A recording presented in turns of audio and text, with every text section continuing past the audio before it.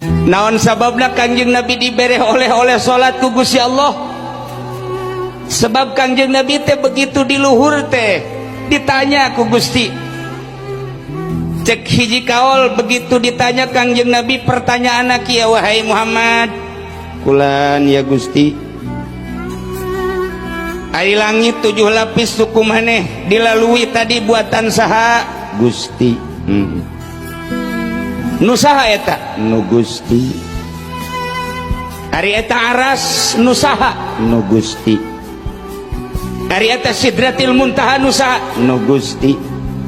Bumi nu ku maneh dipijak kemudian maneh naik ka luhur nu saha eta? Nu Gusti. Bener.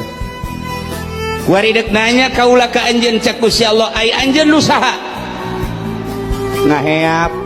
Kangjeng Nabi begitu ditanya anjeun nu saha langsung ngaguling Kangjeng Nabi. Kapoekan.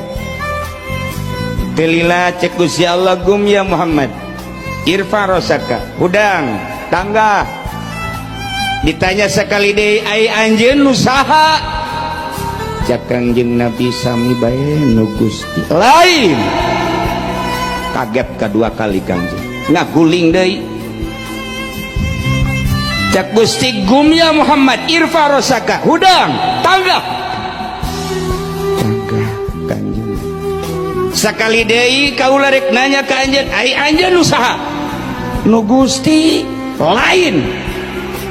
Kaget deui banyak aing lain nu Gusti. Kapoekan deui Kangjeng Nabi. Dihudangkeun deui ku Gusti Allah. Sakali deui nista maja utama ieu mun cek urang Muhammad dak ditanya anjeun teh nu saha?